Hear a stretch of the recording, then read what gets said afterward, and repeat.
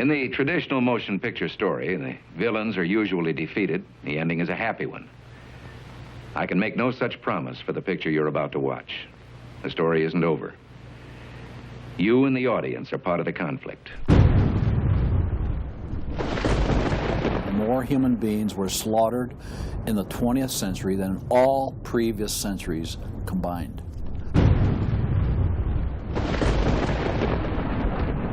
We're talking a congressional record, 135 million dead. Their entire purpose was to detach our culture from any moral anchors whatsoever. You look at the changes in America since 1960, perhaps.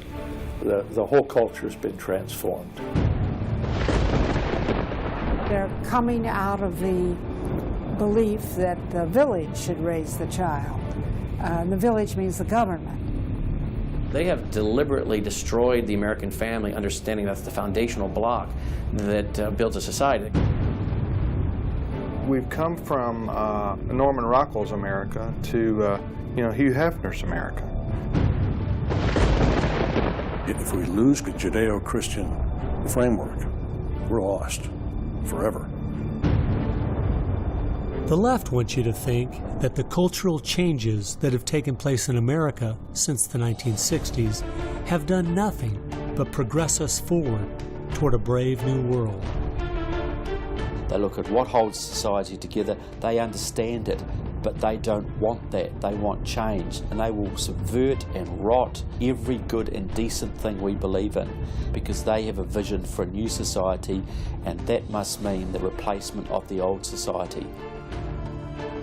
This film will show that the brave new world they seek is nothing more than the failed policies and ideologies of the communism that enslaved over 1/3 of the world's population during the 20th century.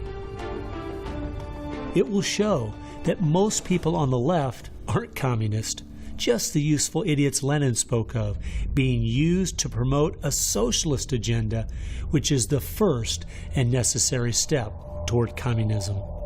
They basically try to say that the state itself is ultimate, that there's nothing, no law higher than the state, and if there's no law higher than the state, there's no appeal against it.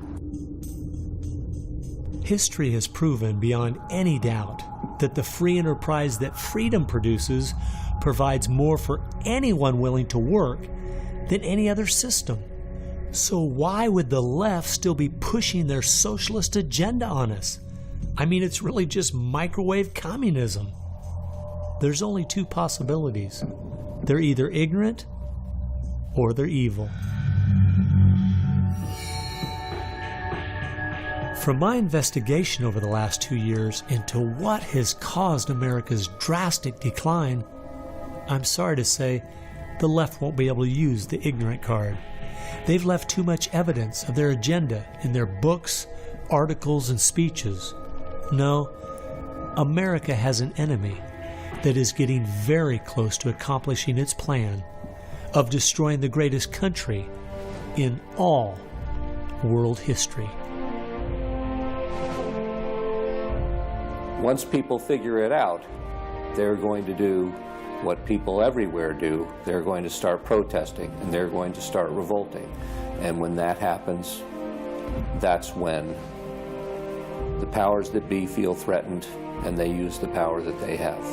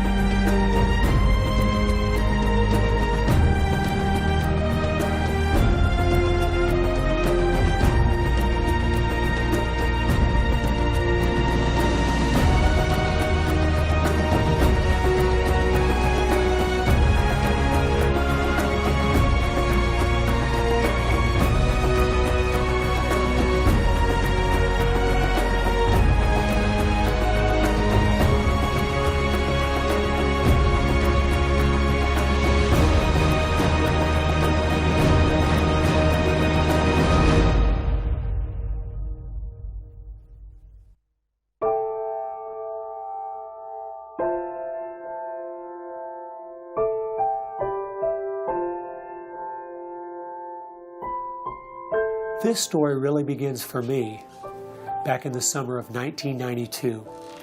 I got a phone call from an older gentleman I knew who was a writer, and he asked me if I'd go attend a meeting for him at the University of California, Berkeley.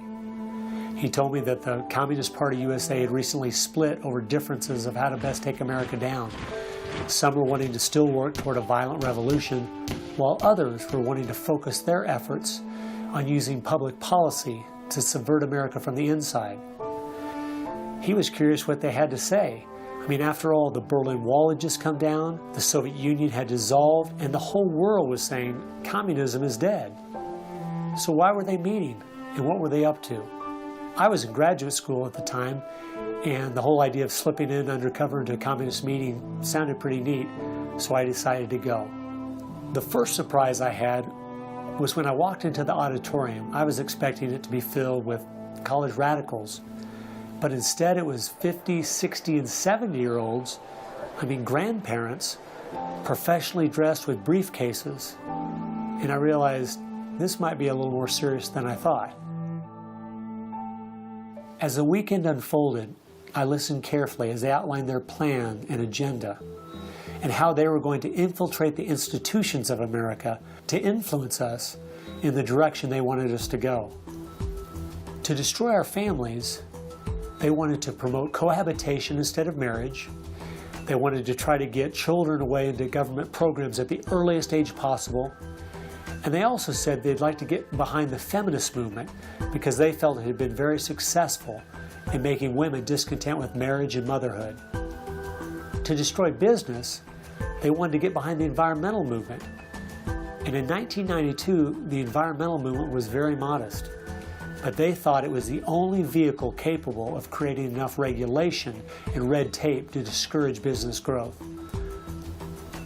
And finally, to destroy our culture of religion and morality, they said, if we can get Americans to accept homosexuality, they thought it would begin to extinguish our traditional moral values Americans held. I remember thinking at the time, this plan doesn't seem very realistic. It's not something I'll need to worry about in my lifetime. It was 15 years later, I was appointed by the governor to be a state representative in the legislature. I'd only lived in my district for 2 years, so I thought it'd be a good idea if I wrote a monthly letter to the editor. Each month I wrote on a different topic. In January 2008, as I was contemplating what to write my letter on, I thought back to the meeting in 1992, and I thought of the goals they'd outlined and where America was today, and I couldn't believe how successful they had been. Our families were totally disintegrating. The environmental movement had become the most powerful force for destroying our free markets, and hate crimes legislation was being considered in Washington, D.C. that made it a crime to even say anything against the homosexual movement.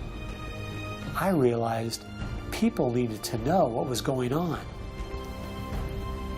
After I wrote this letter, within days, people were protesting at the Capitol.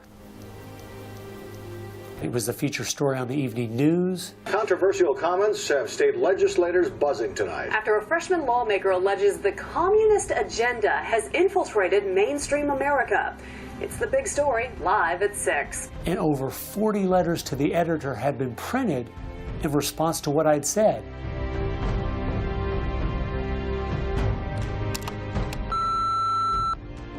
Hey, I just wanted to give you support on your newspaper article.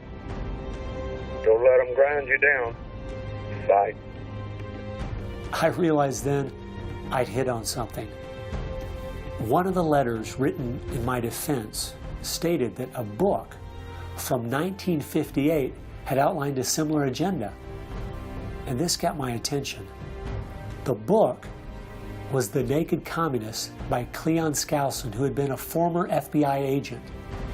And inside the book, it documented 45 current communist goals from 1958. And as I slowly read through the list, seeing how specific their agenda had been to subvert us on the inside, I couldn't believe it.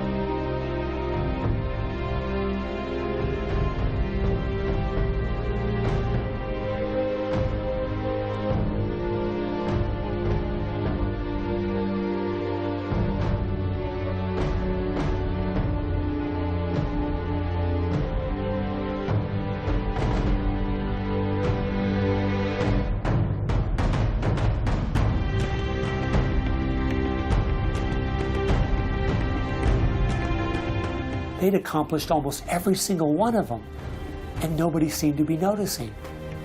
For at least the last 50 years, they'd been working actively behind the scenes, in the shadows, trying to move our people and our culture in a direction that was designed to destroy us.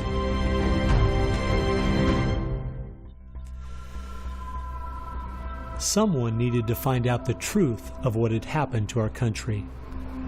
Could all of these very specific goals have been accomplished by accident? Or was there something there, under the surface, intentionally rotting away America's culture? I decided to go and get the facts from some of my favorite writers and speakers around the country. These are a few of the questions I asked them.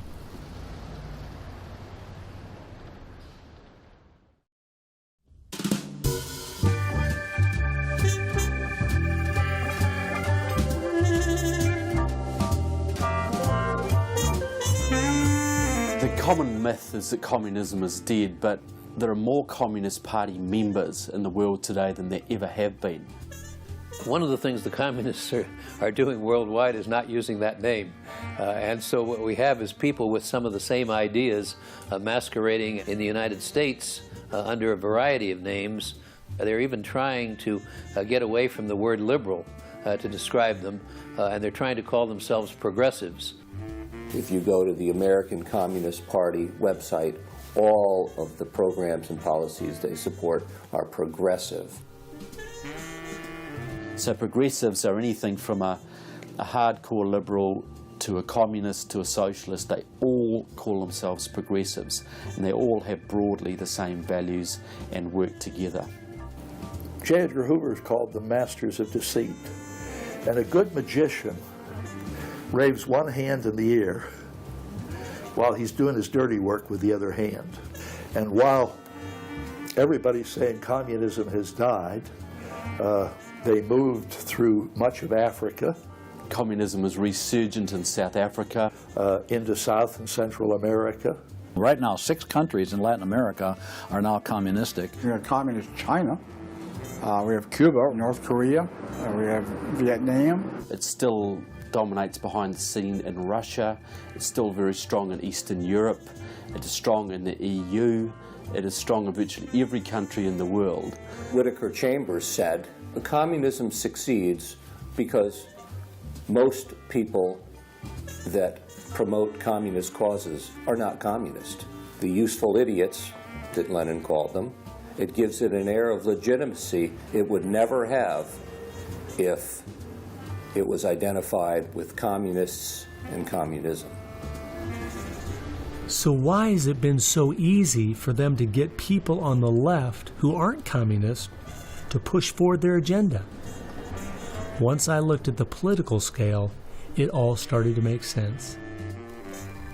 On the far left, you have 100% government, and on the far right, 0 government. Anarchy is no government and doesn't make sense at all. On the far left, you have socialism, communism, and Nazism, all systems that have a socialist form of government with only slight variances between them. Traditionally, Republicans were slightly to the right of center, and Democrats were slightly to the left. In recent years, though, through the radical influence of the media, Hollywood, and the multitude of Marxist professors in our universities, both parties have slid to the left, with the Democrats going so far they have openly joined hand in hand with the radicals. That's why they all work together. All the groups on the left now have the same goal, a socialist America. I thought we were over communism. I thought, okay, we won that battle. The Berlin Wall came down. Ronald Reagan won the day. We've got to look and see how he fought this, because we're fighting it again on American soil. Not hostilely attacking us like we feared in the Cold War. It is from within. And it has no opposition, none. And that's the frightening thing. I think it's pretty clear to see communism isn't dead. They now disguise it by calling it different names, but the ideas behind it are alive and well. Almost 1.5 billion people still live in openly communistic countries. But unfortunately, most of us in America who are under the age of 50 have no idea what communism means to the people who live under it. So my next question was, what's so bad about communism? Communism is so evil. It's a completely tyrannical system. The whole history of communism is one of mass murder. Tens of millions of people brutally murdered by the communists. The mass murder of more people in times of peace in all the wars of history combined. Each of those countries where they have taken control, millions have been murdered. When you're asking for what is the legacy of Marxism, it is the greatest killing machine in all of human history. We're talking a congressional record, 135 million dead due to communism. I think the real number is probably, when you add in abortions, over 500 million. The rulers lived rather well, and at the same time you had all kinds of people who were enslaved, put in prison, oppressed, so you had really the opposite of what they claimed was going to be the result of their revolutionary activities. You would think that if the 20th century was the most murderous of centuries, everyone would say, let's find out why. And the truth is, you can't even ask the question. It is verboten to ask the question because the ideas that brought about that mass murder are still being taught in our public schools today. I think one of the reasons this has happened is because there's so much confusion surrounding the word communism. Technically speaking, communism is simply the final phase and goal of socialism. And socialism is best described by two words: big government. Government controls almost everything, and they use this power to take things by force from one person and give it to another. The liberals in America sincerely believe that this isn't evil at all. It is what will finally make things fair and just. There's only one problem that pulls some of us away from this wonderful utopian vision: history. From history we see that whether it was Hitler's National Socialism or Stalin's Soviet Socialism, socialism by whatever name and in all its forms is the ultimate evil. Sooner or later, it destroys everything in its path: law, morality, family, prosperity, productivity, education, incentive, and finally life itself. The problem with socialism is that it creates the conditions for a Stalin or a Hitler to come to power.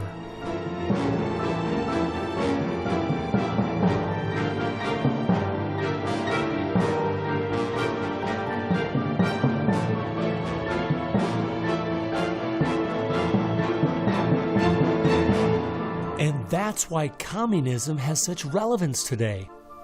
It's the final destination on the road we're traveling.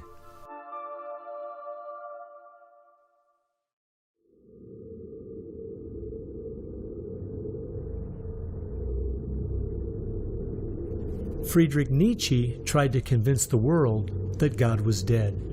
Charles Darwin tried to prove that humans are simply part of the animal kingdom. And Karl Marx realized that the philosophies of Nietzsche and Darwin would legitimize his own philosophy of communism. He knew their ideas would justify the brutality and slaughter that would be necessary to implement communism worldwide.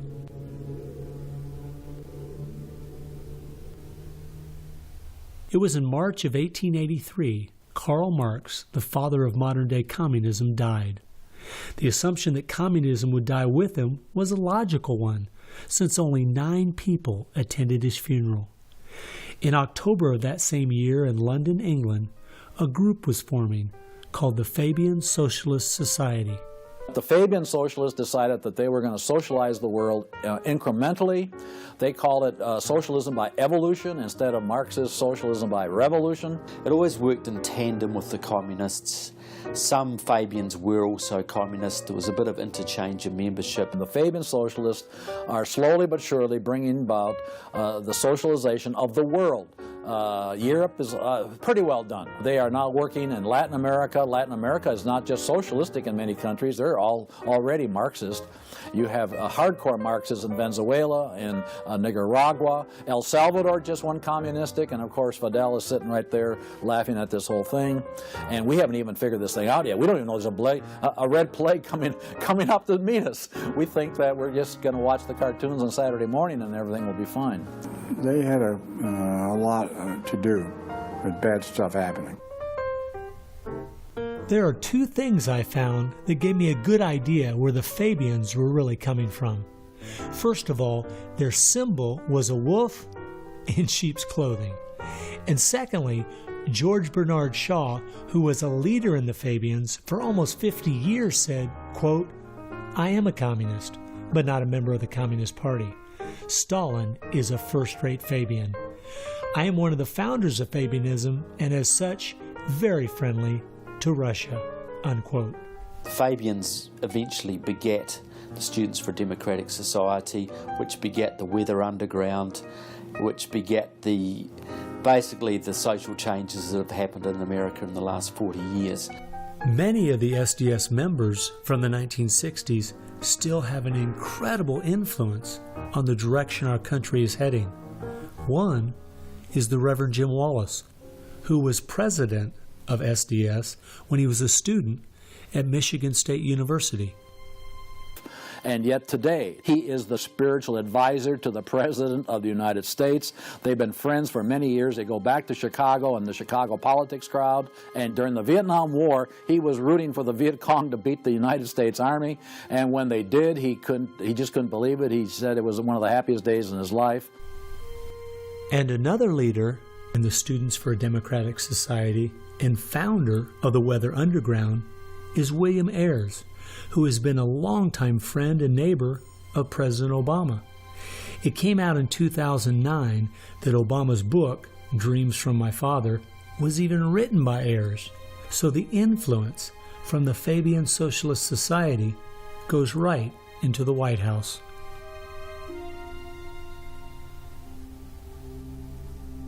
The next group I found that has seriously impacted America's culture is the Frankfurt School. The Frankfurt School was a sort of an outpost in America of European socialism. Willy Munzenberg, with a few other Bolsheviks, founded the Frankfurt School. The two leading members are Herbert Marcuse and Franz Neumann. Franz Neumann was, in fact, a Soviet agent. Their entire purpose was to stand the entire educational system of the West, and the United States in particular, on its head. Bertrand Russell, who worked with the Frankfurt School, said, "By using psychological techniques to teach the children, we will be able to produce, quote, an unshakable conviction that snow is black," unquote. They established a school here. With the help of John Dewey. He helps bring these German intellectuals to America in 1933, drop them down at Princeton, Berkeley, Brandeis, to go after education and media. Included in those goals were the teaching of homosexuality and sexuality to children, the promotion of excessive drinking, and destruction of religion in the United States. That was a big one. And they basically started the social rot. Willy Munzenberg said, "We are going to make the West so corrupt it stinks." I love spending time with my family, July 4th, baseball, and apple pie, and my mind can't even comprehend that there were groups of intellectuals back in the 1930s plotting and planning how they could make America so corrupt it stinks.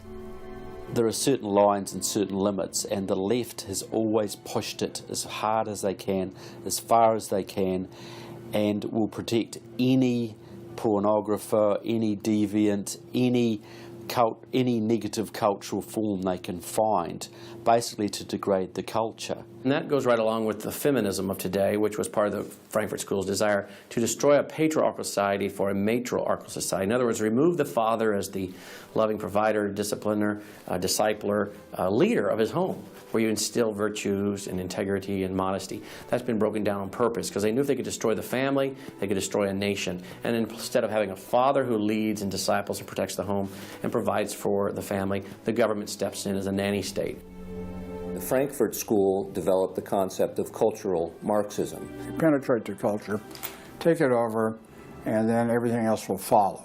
And of course they did that, and today we've had a complete cultural revolution. As many people in America are familiar with the phrase "make love, not war," that actually came from Herbert Marcuse, who was with the Frankfurt School. So these guys went after education, they went for media, and they've been very successful in changing the entire worldview of Americans through what they call political correctness, but it's really cultural Marxism, with the goal being to destroy Christianity, then create chaos, and then move to their ultimate goal, which is from cultural Marxism to traditional Marxism, which is socialism. Most of the strategy to remake America from within started with Antonio Gramsci, who wrote over 2,000 pages back in the 1930s outlining how to take a Judeo-Christian culture down from the inside. The plan he suggested has been the main focus of the left ever since.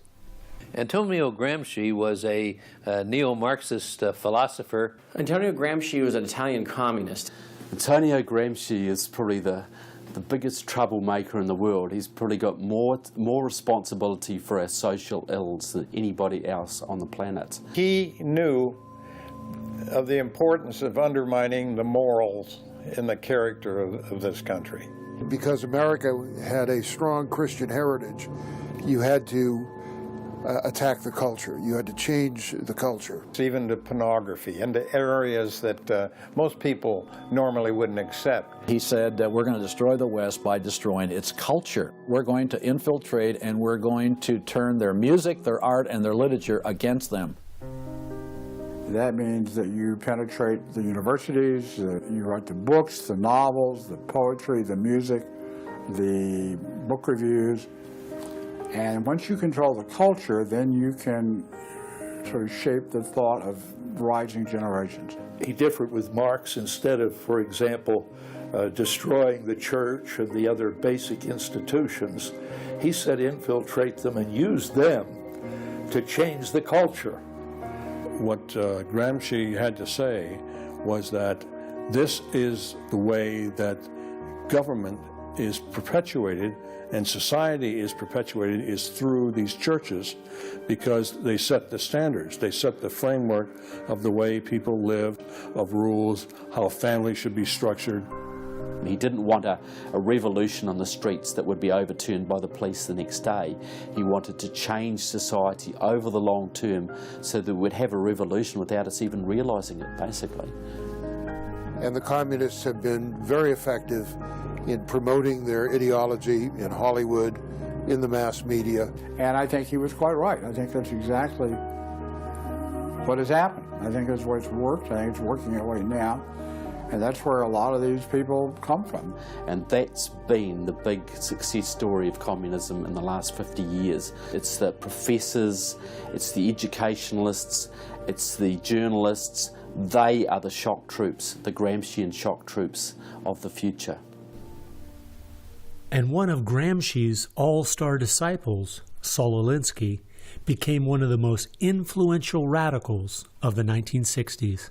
Well, Saul Alinsky was a prominent radical in 1930s Chicago. He worked closely with the Communist Party. He used to go down and train at the rifle range with Leon Dupre, who was later a mentor of Barack Obama. And they used to train to shoot because they knew the revolution was just around the corner. But that didn't come, so he got a bit more subtle. Well, Saul Alinsky called for a community organizer to stir things up, to create agitation. In fact, he said, you'll be accused of being an agitator, and that's exactly what you are. He wanted the haves and have-nots fighting with each other.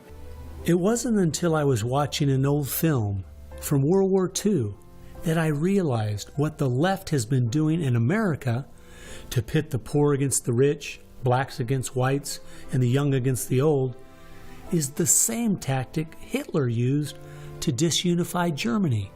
You see, they knew that they were not strong enough to conquer a unified country. So they split Germany into small groups. They used prejudice as a practical weapon to cripple the nation. Remember that when you hear this kind of talk. Somebody's going to get something out of it, and it isn't going to be you. And they use the conflict as justification for more government to stop the chaos. So they create the chaos, and then they step in as a solution to the chaos. And as Francis Schaeffer said, once this chaos comes, most people will willingly give over to an authoritarianism because they don't want the chaos.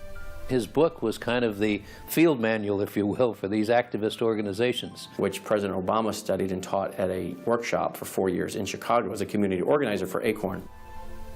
As I was reading through Rules for Radicals to see where he was coming from, I just happened to take a look at the dedication in the front of the book. And this is what I saw. Quote, "Lest we forget at least an over-the-shoulder acknowledgement to the very first radical, the first radical known to man who rebelled against the establishment and did it so effectively that he at least won his own kingdom, Lucifer," unquote. Saul Alinsky from Antonio Gramsci has had an incredible amount of influence on our president and on our society, and he dedicates his book openly to Lucifer, Satan. I think that says more about where their ideas and plans are based than anything else. You asked what Saul Alinsky's impact is on the leftist movement today, and it basically defines it. It defines it. Saul Alinsky took the best of Gramsci and the best of the Fabian socialist ideas, combined, repackaged, and sold them to the 60s radicals. After studying Alinsky, Richard Cloward and his wife, Frances Fox Piven, came up with what is today known as the Cloward-Piven strategy. Now, their idea was basically that to destroy society or destroy capitalism per se, they needed to overload the system. The idea was to get everybody you possibly could on welfare, to get everybody you possibly could basically milking the system in some way or another. It was called the crisis strategy, and it became very well known by activists and radicals in the 60s. They published an article in the May 1966 issue of Nation magazine called The Weight of the Poor, in which they outlined their strategy. Rathke read that article, and Rathke ended up starting what we now know today as ACORN, and of course Cloward and Piven had been studying Saul Alinsky. So Antonio Gramsci gives us Saul Alinsky. Saul Alinsky gives us the Cloward-Piven strategy, this husband and wife that said, hey, let's collapse the American economy by implementing so many entitlements, so much of a welfare state at collapse. Rathke studied the Cloward-Piven strategy. He starts ACORN. And of course, ACORN gave us Obama. And to show what a small world it is, Wade Rathke, who started ACORN, was the draft resistance organizer for SDS, the group the Fabians started. They've used that strategy ever since to expand voting rolls, to expand welfare rolls wherever they can, basically just to overload the system, to increase the tax burden on the middle class, and basically bring capitalism one step closer to destruction. I guess we shouldn't be surprised that we still have open borders, that so many people are dependent on the government, and that the left keeps pushing these programs when all they've done is tear apart the black families in America and create generational cycles of poverty.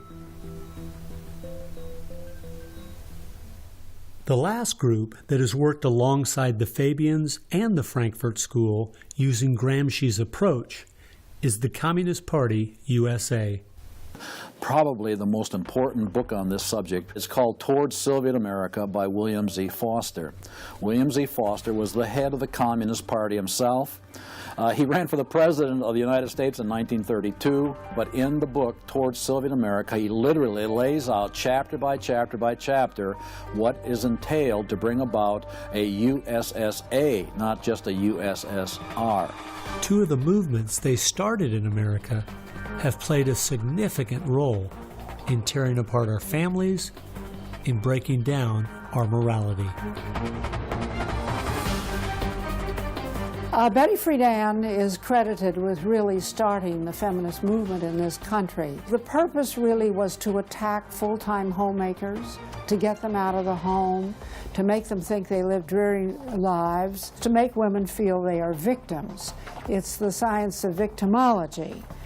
And that is so unfortunate, because the American woman is the most fortunate class of people who ever lived on the face of the earth. And to try to tell them that they are victims of an oppressive, unjust patriarchy is just a grievous lie. But unfortunately, they are teaching young women that and have been doing it for many years. While Betty Friedan was pushing her book, Feminine Mystique, she implied that she was coming from the point of being a frustrated housewife herself and just wanted to be a help to other women.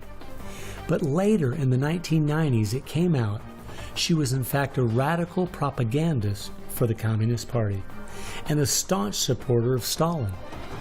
So when she had described the American family as, quote, a comfortable concentration camp, unquote, it wasn't because of her experience at home. It was because she was just doing her part to dismantle our families.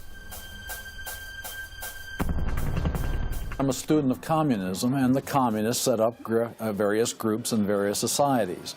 Their society that they set up to promote homosexuality in this country was called the Mattachine Society. And it was founded by Henry Hay, a leading member of the Communist Party. So since I was studying communism and teaching on the issue of communism, you just follow leads, and all of a sudden you realize, what is this Mattachine? I've never heard of this Mattachine Society. Well, it was Henry Hay's organization set up to infiltrate the culture of the United States to make homosexuality normal. It's always been a movement dominated by the left. It's all these so-called isms. You'll find there's a communist or a socialist behind every one of them, and you'll always see their targets. It's basically the traditional family unit. The war is still against the family. If you go back to the Communist Manifesto and read Karl Marx carefully, the war is against what they called the bourgeois family, which was really the biblical family, father, mother, and child. They want to plow through marriage. They want to change the very definition and meaning of marriage, because their open door to engineering society in this utopian way is blocked by the very values of our Christian civilization that's taught through marriage. And so the left just has got to destroy the family, because if there's any one thing that will prevent the left from carrying out its agenda, it's healthy and strong nuclear families. And so from the Fabian Socialist Society to the Frankfurt School to Antonio Gramsci and the Communist Party USA, from these four you will find connections to almost every left-leaning person and organization in America. Their influence has been incredible.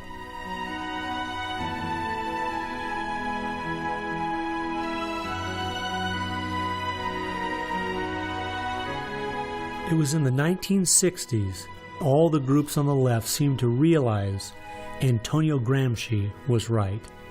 In a Judeo-Christian society, you will never be able to persuade people to rise up in a Marxist revolution and start killing each other off.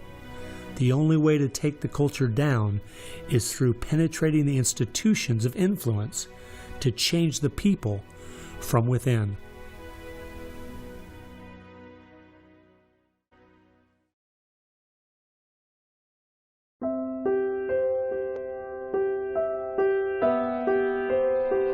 I guess the biggest surprise I had while studying these four groups was seeing that a large part of their agenda was trying to make us an immoral people. The communists knew in the 1930s and and since that time, and the leftists know today that if you can break down the cultural traditions, the basic rules of morality, then it's much easier to move people in different directions that are counter to the good of society. They recognize that it's all part of the same fabric. Their ideologies all work together to break down families, to break down the sanctity of human life, the value of human life, to break down the idea that there is a God that we are accountable to. They essentially are validating the Judeo-Christian worldview by the very things they attack. Because in their effort to destroy our culture, they know that they have to go after the very things that the Judeo-Christian tradition honors and values. Morality, belief in God, faith, the importance of family, the sanctity of life, the sanctity of marriage. It's amazing our enemies could see our morality was our greatest strength. And yet so many Americans don't seem to get it. Morality is simply having the character to do what you should do instead of what you have the freedom to do. And that's the only way freedom works. A people cannot be given freedom without morality, or they will self-destruct. And that's what we see happening in America today. The bottom line is freedom and free enterprise are simply fruit on the tree of morality. Our founding fathers clearly understood this principle, and so do our enemies.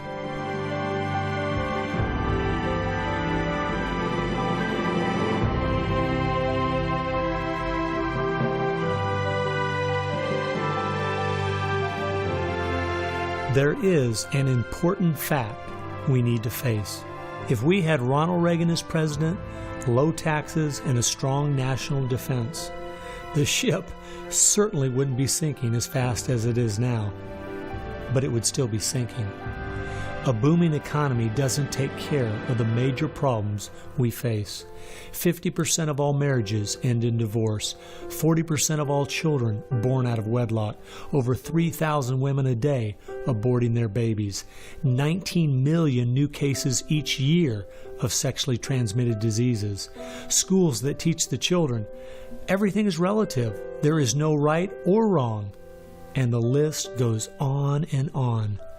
I recently read in our local paper that over the last 12 months, almost 7% of all high school students in my state tried to commit suicide. Our society is falling apart, whether we want to admit it or not.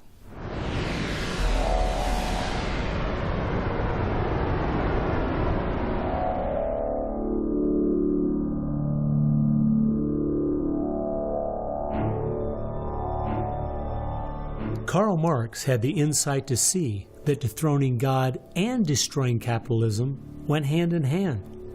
As you attempt to dethrone God by erasing the morality in a society and destroying his institutions, the family and the church, you are destroying capitalism.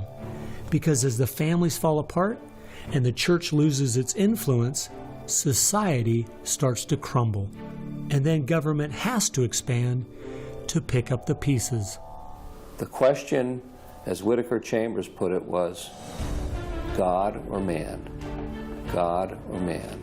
Karl Marx was an atheist. Marx's philosophy was that people existed for the benefit of the state.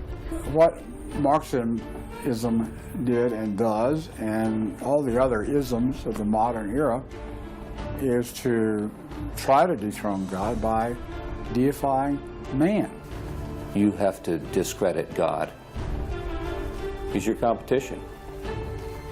The 20th century ushered in several ideologies that sought to devalue God and elevate man. Communism, relativism, humanism, they all deny that there's a God, and they claim that by doing so they're really elevating man. But if you look at how each of those philosophies end up working out in real life, there are always some classes of human beings that don't deserve the same value or rights as anyone else.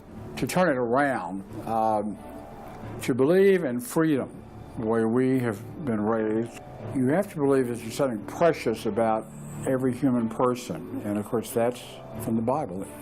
Imago Dei, we are all created in the image of God. Therefore, every human being is entitled to respect and dignity and freedom, and that is distinctive to biblical religion. You don't find anywhere else. Almost all the ideas that have made America such a unique and great country our founding fathers got straight out of the Bible. I guess that's why the left only has a problem with one religion, biblical Christianity. They never complain about separation of church and state when it comes to Islam, Buddhism, Hinduism, or any of the other religions. In fact, a couple years ago, the Dalai Lama came to my town, and during the school day, at taxpayers' expense, thousands of our local school children were bussed in to hear him talk. I wonder if they would ever do that for someone like Billy Graham. No, they must destroy the Bible's influence in America so they can step in with big government in its place. It's an age-old question. Are we going to believe in God, or are we going to play God ourselves? Essentially, for the left, the choice that they see very clearly is people are going to depend upon God or they are going to depend upon government. They want people to depend upon government, so they have to destroy faith in God. At its core, it's a rebellion against God and God's laws. And that's what the battle is about. That's what the assault is on. That's why Christianity is a target. And that's why we saw the gulags in the Soviet Union. We saw the concentration camps in Nazi Germany. And all the ideologies that elevate man end up devaluing certain human beings. Dictators of the left, Hitler, Stalin, Mao, Castro, and all the others, always have come to power by acting like they're going to change things to make it better for the people. Yet history has shown us the devastating results that have happened every single time. There is no example in history of big government that didn't abuse its power over the people. But people who have believed in the God of the Bible and that our rights are a gift from Him to everyone have always stood up for the preciousness of every human life. You look at those who have fought for true human rights throughout the ages, and it's those that do have a strong faith in God, those who fought against slavery, and those now today who are fighting for the sanctity of human life. Like the Declaration says, we hold these truths to be self-evident, that all men are created equal. Aristotle didn't believe that. He said, no, some people are born to be slaves, and some other people are born to rule over them. And the reason that you and I know different, and it's not because we're smarter than Aristotle, he was a smart man. But we have something he didn't have. We have the Bible. And so, therefore, that's where we get these ideas. And from pagan antiquity or neo-paganism or all the modernisms, you get the opposite. After studying this topic for the last 2 years and reading literally hundreds of their books and articles and speeches, I've come to the conclusion, whether the left knows it or not, their plans and goals can all be summed up very simply. They are at war with God. A people that are moral and believe their rights come from God would not only never want what they're selling, but would also never need it. And they know that.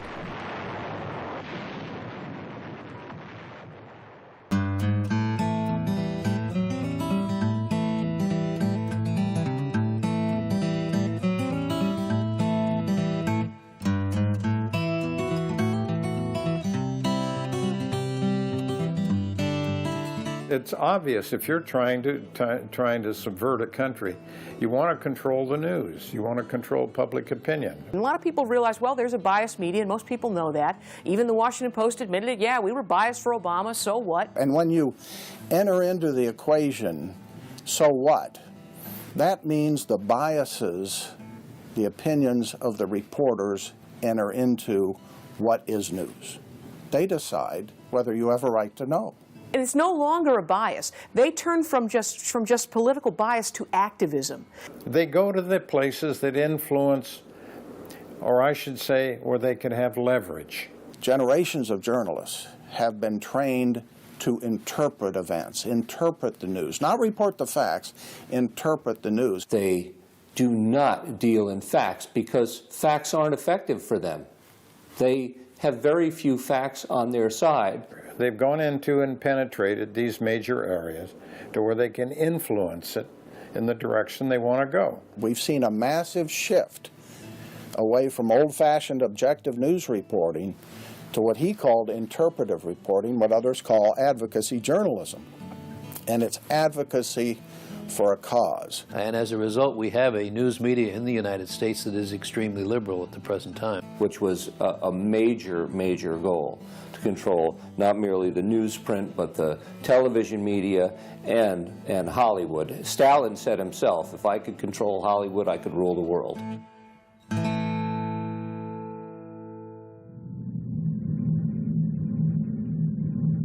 Children are always the first targets of anybody trying to bring down a system.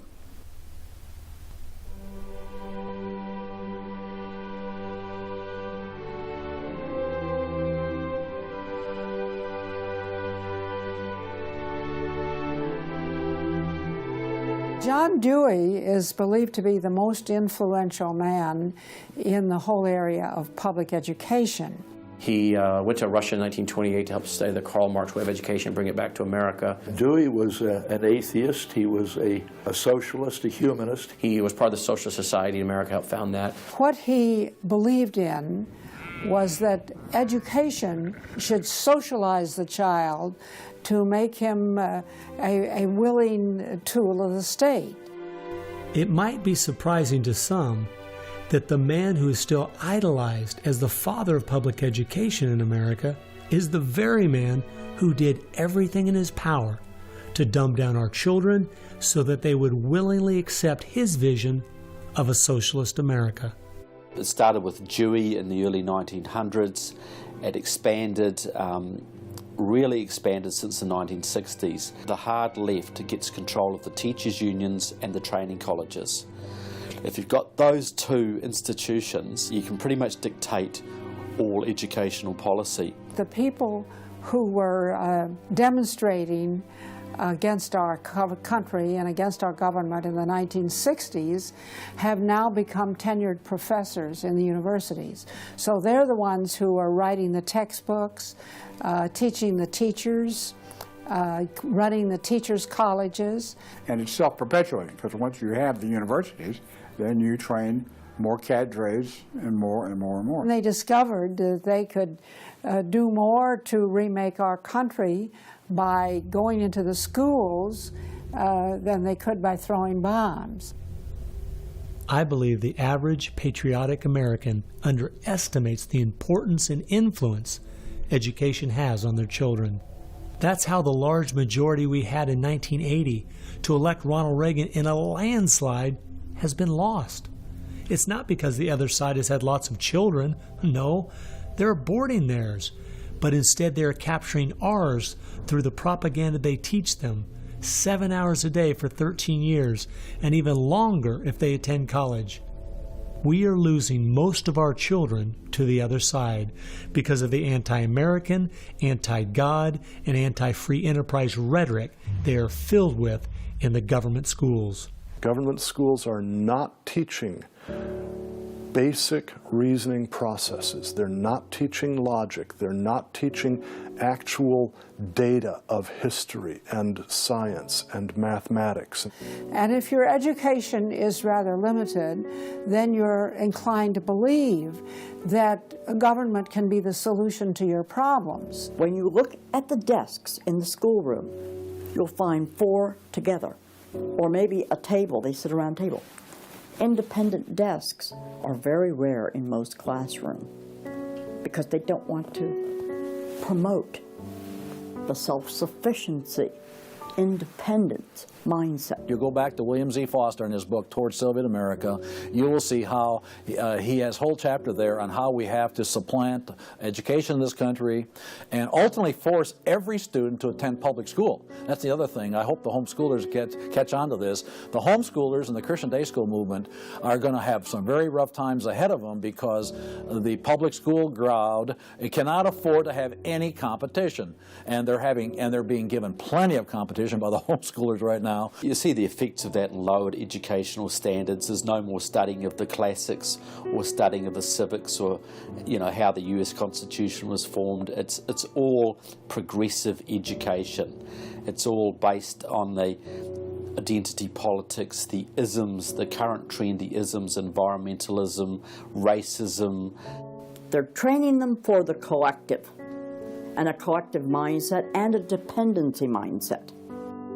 And it seems that they, again, want to have people be uneducated, so then they do become wards of the state. They're dependent on the government to provide everything for them.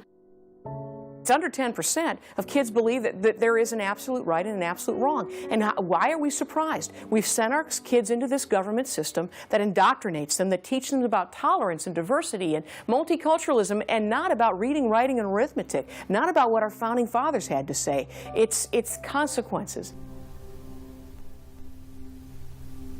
Few would argue that the education the children are receiving in the public schools is pathetic at best.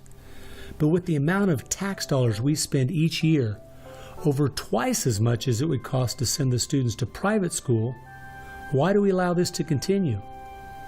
The group that my investigation led me to, that seems dedicated to making sure the children don't get a good education, was a real shocker. The schools are pretty much controlled by the Teachers Union, the National Education Association.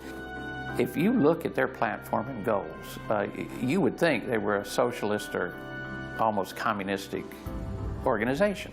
They are for the entire feminist agenda, starting with abortion on demand, tax-funded abortions. They're for the whole gay rights agenda. They're for the whole globalism agenda. They are extremely anti-parent. It is an effort to get the children to abandon the values of their parents. National Education Association has no patience, tolerance, or use for traditional teachers. They're looking for people who want to be agents of change. They want to throw out all the lessons of history. And really it's an attempt to then impose their own views and ideas onto people, get them to act as activists. If you control those institutions, then you can control everything else. It's all public schools, all for their jobs, and they have gotten behind all of the radical kinds of curriculum that's being introduced. They're for it 100%. They've had a tremendous effect on public education. It's not positive. We also see immorality being promoted through our schools. The kind of sex ed curriculum that is being used and paid for with our tax dollars would shock most parents. I think one of the main problems we face is parents naively thinking that the schools are the same today as they were when they were young. They don't realize there is a battle going on in this country for the hearts and minds of our children. The game is between 15 and 25 years of age. That's the whole game. If you're over 25, the chances are they're going to put a few pennies towards you to corrupt you. But their game right now is to corrupt the 15 to 25-year-olds or less. And right now they're down in the first grade with Heather Has Two Mommies, Daddy's Roommate, Gay Pride Parade, and now by 8th grade they'll pass out condoms in school colors because that's so patriotic. And it's perfectly obvious that you get a hold of the child early, you can change his values away from his parents' values and get him to follow you. And they're very open about saying that. The National Education Association has passed resolutions saying they want children from birth. Isn't that interesting? The Communist Manifesto also thought the state should take control of children at birth. The left has always been good at disguising their real agenda by coming up with phrases made from words we are very familiar with, but then giving them new definitions. Social justice is the current phrase of choice and is being used to teach children the failed Marxist ideas of yesteryear are what they should strive for today. We see social justice curriculum today, which is the buzzword for communism, socialism, Marxism, which Bill Ayers is teaching. It's in many of our colleges, and the social justice curriculum is being taught in high schools all over the nation. Justice is good. If you then start calling it something blank justice, then you're modifying it. And what it really means is, I think, taking from one group of people and giving to another group. So I would call it socialism. And it's used to break down the differences between the way things are done and the way it should be done. So when they're teaching social justice in the schools, they're not talking about free enterprise and capitalism and individual self-responsibility, all the things that made America great. They're talking about the things that made Europe and the Soviet Union and China so bad. The longer we allow our schools to teach the children that America has so many faults it's not worth saving, instead of the fact that even with its faults, it is the greatest country that has ever existed, the less chance we have of ever turning our people back from the dead-end road we're currently on. A road that promises to give us a perfect world if we'll only give up our sovereignty and our freedom. You're going to find more and more of the following. This is now called a world pledge. We no longer want the Pledge of Allegiance to the flag of the United States of America because that is considered nationalistic.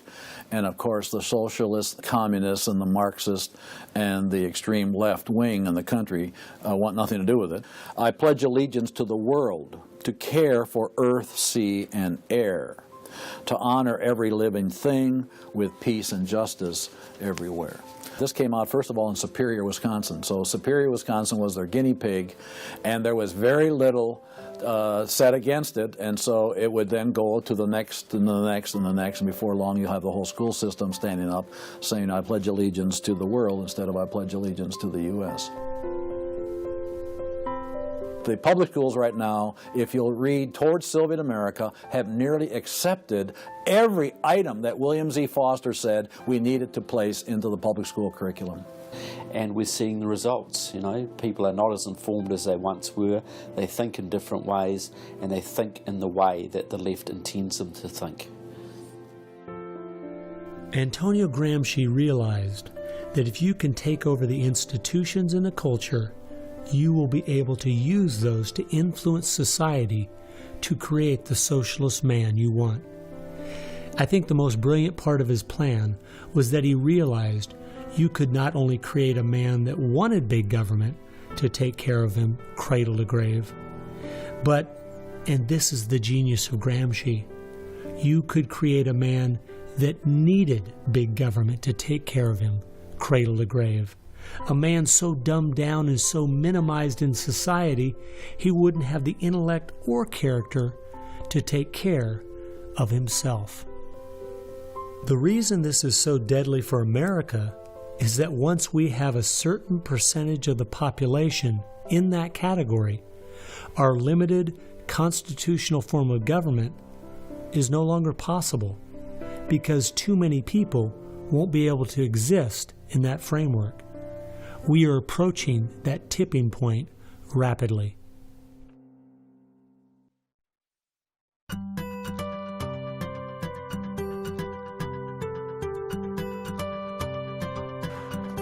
If you can persuade people that government should be in control of the distribution and use of energy, you can persuade them, or rather, you have persuaded them of the necessary and sufficient condition for government control of the most intimate aspects of our lives. One of the main thrusts of socialism these days is obviously through the environmental movement. You know, one hates to pick on Al Gore too quickly and easily, but I read the whole of his book, Earth in the Balance, Ecology and the Human Spirit, back in 1992 when it was first published. And if you know anything about the history of political philosophy, you you read the last chapter in that called A Global Marshall Plan, and you understand that there is no way to implement what Al Gore was calling for in 1992 in that book, except by means of totalitarian world government. Patrick Moore, who was a co-founder of Greenpeace, and he was a very dedicated environmentalist, quit Greenpeace when he realized that it had been captured by radical leftists who were intent on using the environmental movement as a vehicle to destroy capitalism. How many factories work when there's a power outage? None. You want to hurt business, you want to drive down industrial production, you just drive up the prices of energy, you just diminish its availability, and the easiest way to do that is to make people scared to death of the cheapest forms of energy, which are fossil fuels, oil, coal, natural gas, and nuclear energy. They had already made people afraid of nuclear because of irrational fears, but then they had to figure out a way to make them afraid of fossil fuels. Well, the way to do that was to say they're going to cause catastrophic global warming. So I used to think this was just one great big distraction. If they want to put their energies toward the environment, but now I see that this is now being turned around and used as a tool to further a socialist agenda. Charles Rubin, a political scientist who wrote the book The Green Crusade, has told this story extremely well. Environment comes from a French word meaning surroundings. Well, now, what is surroundings? Everything around you, right? And so, as Rubin points out, environmentalism is literally everythingism. And so, if you were a socialist, committed ideologically to the notion of government having control of everything about our lives, and you saw that you were losing the contest in terms of the creation of wealth and its distribution to capitalism, you had to find some other basis on which to promote your vision of government and to pursue its implementation. Environmentalism, or everythingism, was the perfect card. In December of 2009, when the ClimateGate scandal broke open and it became public that even the leaders of the movement knew the whole global warming idea was a farce, it wasn't them just having bad data. We as Americans knew once and for all that this movement was simply part of their agenda. It's my guess that regardless of the evidence that comes out against them, they will not let this tool they have waited the last 100 years for go to waste.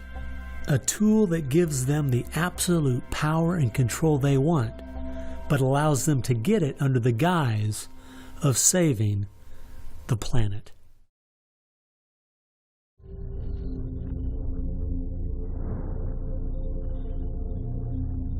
He was born of left-wing parents. He was mentored as a young man by a Communist Party member called Frank Marshall Davis. Now, Davis joined the Communist Party in Chicago, and he was very well connected there.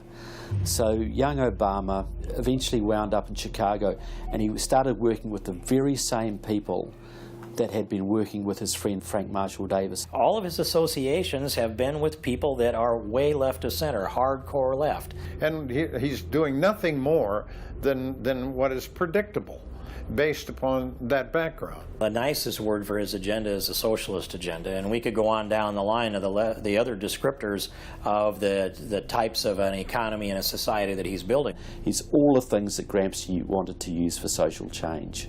Yeah, he's the epitome of the movement. If you think there's no way that so few could be so effective, consider this. When the Communist Party USA split in 1992, the group that formed was the Committees of Correspondence, and it was their meeting I attended that summer at Berkeley. As I started researching that group, I saw that many of the same people who started or have worked with the Committees of Correspondence and its sister organizations were the same people who were involved with President Obama's campaign and administration. I found file after file on Trevor Loudon's website documenting with footnotes and photographs these connections. The radical left has been so successful, they have persuaded the American people to put one of their own in the White House. Socialism and Marxism go together like Mary and Mary's little lamb. The general populace knows very little about what the socialists are up to. If you're going to find socialism, you're going to find the hardcore communists right behind it. One of the main avenues has been through what they call the Congressional Progressive Caucus. 20% of the US Congress are members of this organisation. They have chairmanships of most of the major House committees and are easily the single most powerful bloc in the US Congress. And virtually all of them are tied to either Democratic Socialists of America, the Communist Party USA, or other radical organisations. We're literally at this very time watching what's transpiring and has been going on from the Fabian socialist point of view from 1883 to the present. So these guys don't give up. And they're going at a breakneck speed because they know they've got an opportunity now to change America in a way that can never be changed back. And they're going for broke. The Bolsheviks, they're just waiting in the woods and they're just smiling like you can't believe. You just read the Communist Party USA blog and they just can't believe their good fortune. Every time they turn around, they just can't believe this is happening. They're like me. I'm a Christian conservative and I can't believe they've been so successful in doing this. The left has started multitudes of foundations and nonprofit organizations, many of which are using our tax dollars to grind America down.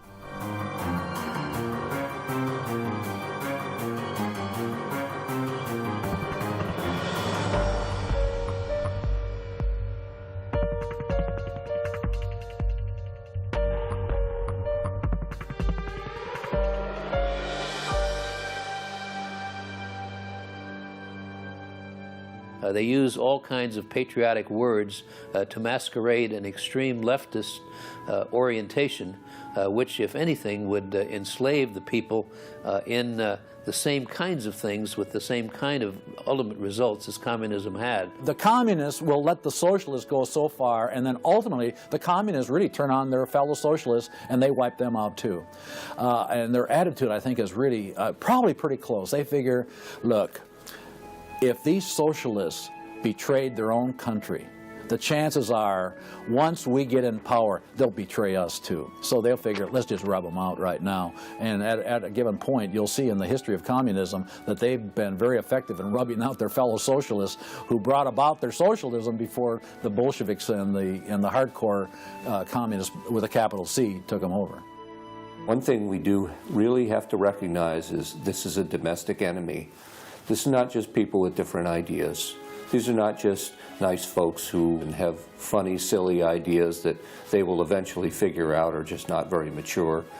No, these people are dangerous, dangerous enemies, and they are intent on overthrowing this country and imposing a socialist system that will mean extreme hardship for the vast majority of people in this country. That's true with them constantly seeking to re-engineer society so they reach this level of utopian perfection. Where we, on the other side, we advance the idea that this is about the cause of freedom, and if it hadn't been for Jesus Christ, there never would have been a United States of America, because the inspiration for freedom drove our founding fathers. They were informed by their faith, and I believe guided by the hand of God.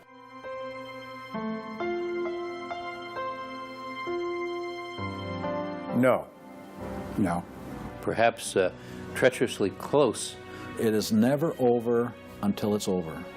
When the fat lady sings, isn't that the slogan? And when the fat lady sings, it's over. Now, she might be clearing her throat. We saw the great country of Germany in the 1920s brought to its knees.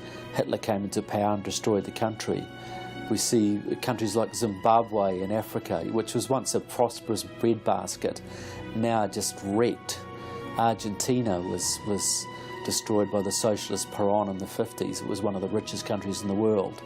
So, no, we're not at the point of no return, but it's getting pretty late in the day. There's no time to be casual, that's for sure. We've spent too many years thinking, because we have Republicans in office or the stock market is doing well, that everything's okay. This is why the left has gained so much ground. It doesn't matter who's been in office. They've just continued pushing forward with their agenda. Well, I believe this is our last chance to push back.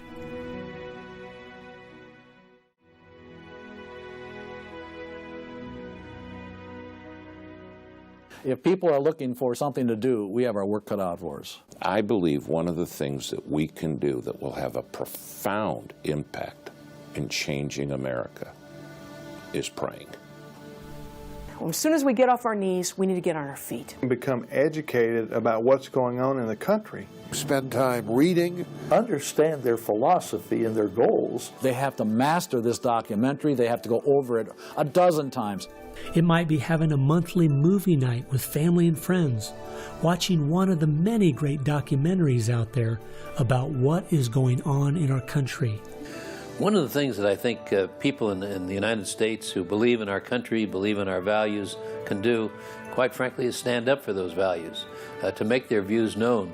And there's times that you got to speak up, and you've got to call things what they are. We need to be willing to be criticized and to not be silent because of the criticism. It was Martin Luther who said, if we're faithful on all battlefronts besides, it's precisely where the battle's the hottest, then we're traitors to the cause. I like the quote by Abraham Lincoln, who said that silence makes cowards out of the best of men. And we got a lot of people that need to be speaking up right now. We have an obligation to speak the truth about the policies that are taking us 180 degrees from God's will. Expand within your church. Expand within the people you have contact. Bring them up to speed and knowledge on what's going on. We need to organize those around us. By simply mobilizing the unique groups of people we are in contact with and being their source of information, we can have an extraordinary effect. Lenin said that the organized minority will beat the disorganized majority every time. Why should we be buying products from companies that are going to fund organizations that attack our values? They need to be really smart in using the mass media. They might want to blog. Using the power of YouTube and that sort of thing to educate as many people as possible. A good YouTube video can reach millions of people. And if Susan Boyle can do it, why can't we? If you do the right kinds of things on YouTube that are creative and do them frequently, you can drive a message through society, influencing millions at almost no cost. We need to be the people who graciously but consistently make contact. And express to those folks we elected what we want them to do, and what we believe in, what we think is right. And if they don't follow those things, then we need to make efforts to get them out and get other people in that will. Pick the good ones and stick to them. Don't waste your time on people who won't stand up for their country. All the others are making contact. The people who really want to honor America need to make contact. We also need to be influencing our own families. We've got to teach our own children and grandchildren the difference between truth and error, why they believe the things they do, and the true source of America's greatness. If what we're talking about is true, the most important thing we can do is protect our young, because that is where all of this is leading. They need to get that younger generation under their belt. And more parents are going to have to say, they're just going to have to sacrifice and take responsibility for their kids' education, because that's really where it starts, to impart that belief. The Southern Baptists, we're seeing that 85% of their kids, after they get out of their home, are essentially rejecting their faith, rejecting what they were taught. And of course, I think the reason for that is because their parents didn't have a lot of influence over them. I believe the public schools are the greatest cultural influence in this country. You homeschool your kids or get them in a Christian day school. If there is any way at all, homeschool your children. Homeschoolers out-test everybody. Our children need to be taught from Scripture a properly biblical worldview. That requires time. It requires effort. It requires purpose. Our minds should be the sharpest minds in the world. We need to work within our family to educate our children on what kind of country they live in and build their faith, and then get involved. The left has been working for decades to push us away from God and His laws. And we need to be willing to sacrifice whatever it takes to turn our country back to Him. Throughout our history as Americans, though, there has always been a great price to be paid for preserving, protecting, and defending this great land. The people who built America paid a great price. The people who went to war for our nation, boy, did they pay a price.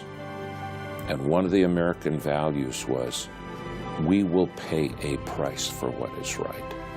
We will give of ourselves, even if it requires the giving of our lives. That was an American value. That's why it is such a heroic and honorable thing when a soldier defending us pays that price.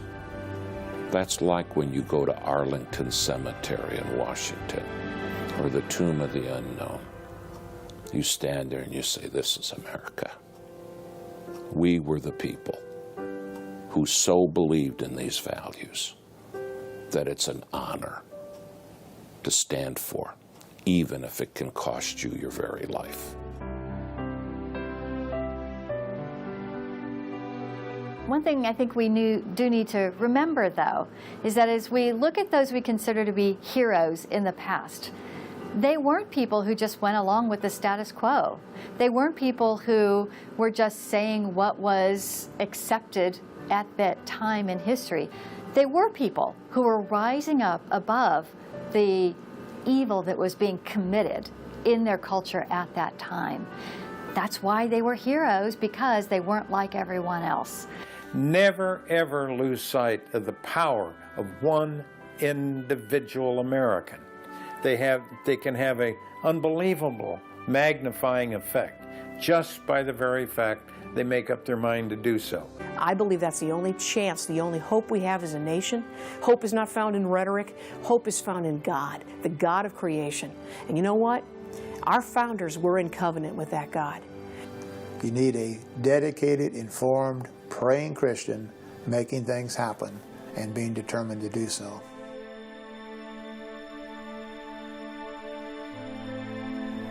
Time has only allowed me to present a fraction of what I found. The reason I called this film Agenda is because I wanted to make a clear distinction between what I was researching and all the conspiracy theories out there. The dictionary says a conspiracy is an evil plan formulated in secret by two or more persons, but an agenda is simply a list of things to be done. At every turn of my investigation, I found agendas by people and groups of the left outlining their plan in their own words. They've been doing most of this right out in the open.